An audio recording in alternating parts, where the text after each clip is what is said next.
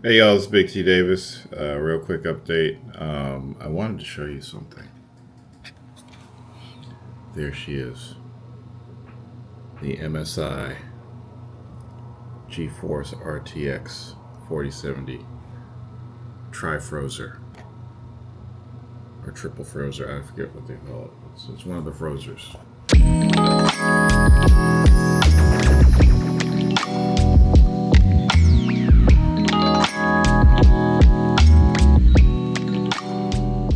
Tri-Frozer. So that's my first next generation card since I got the Titan X from Freddie. So I finally upgraded, and I'm getting lots of frames. I have some actual. I did some benchmarking. If I can find them. There we go. So that's put some data on the screen for you. So I got two 3D benchmarks, one with my Titan and one with my new RTX.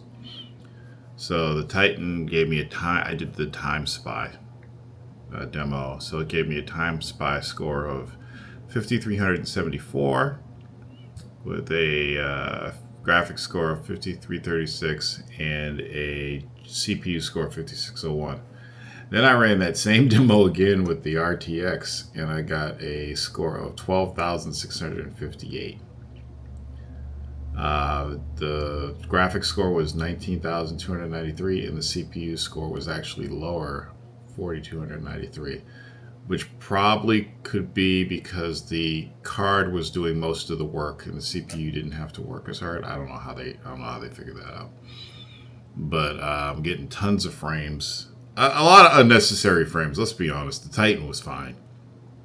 I can run most of my games at 60 frames or greater.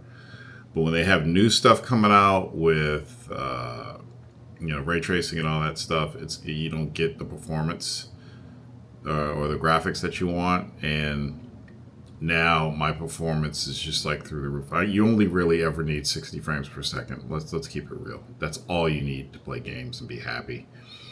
I saw 300 frames per second in some game I was playing. It was ridiculous. Average 180.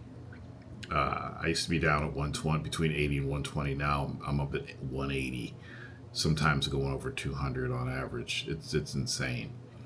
But I've always loved MSI's cards. I trust that company, so that's why I went with the MSI. I used to do the Twin Frozer cards, so I went with the Tri-Frozer 3, and I'm pretty happy. So I'm going to show you some footage here, and I'll see you on the next Davis Daily. Peace out. So here we go with Battlefield 4, arguably one of the greatest military war games of all time. It's a very old game at this point. It's dated, but I mean the graphics still hold up to this day and age. It's still beautiful to look at, and I think I was getting between 116 to 150 frames per second.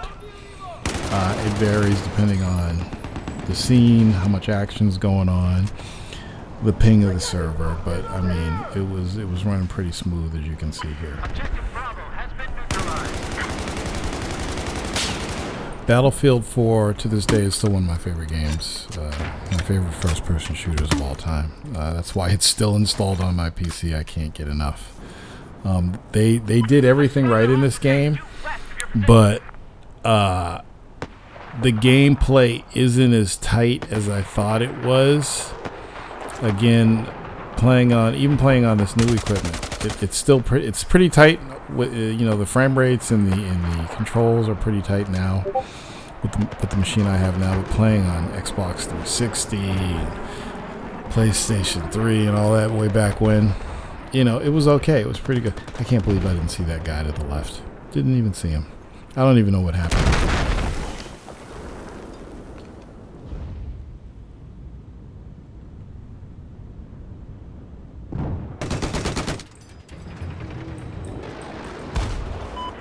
Bravo is now neutralized.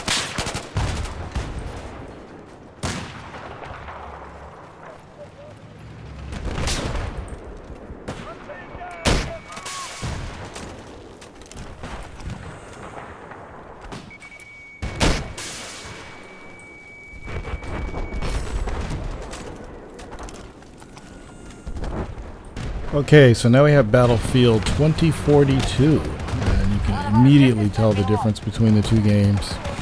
Battlefield 2042 being the most recent version of their game and their engine. Everything's been updated, even some of the old maps like Caspian Border were updated and put into this game. Absolutely gorgeous. The smoke, the particle effects, the maps are absolutely huge. The game is just beautiful. When it first came out, I didn't like it. I thought their map design was not as good as they usually do, and it really wasn't fun to play when it first came out. They've done so much to this game since then. They've added new maps. The maps are better. The modes are better, and the engine is just rock solid. I mean, it is smooth as silk. And I think on this one, I was between 80 and 113 frames per second on this game. I mean, it's more intense. It's 4K. It's got all the. Both games were at the highest resolution, 4K resolution with ultra graphics settings. But ultra graphics on this game compared to Battlefield 4, it's like night and day. I mean, you can see it. Look at the lighting. It's photorealistic, some of these shots, if you look at them. The reflections, the light, shadows, everything is just gorgeous. And I'm glad to finally be back into 2042. It's more enjoyable. I've been enjoying the game now. And they've done a great job in working on this game and getting it to a point where it's actually fun to play. Because for me personally, it wasn't fun in the beginning. It was just something off about it. But they seem to have fixed that. So there you go.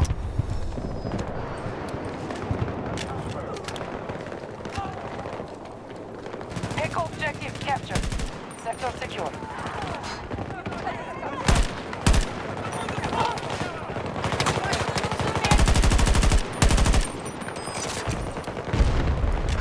Captain 2 assaulted by US forces.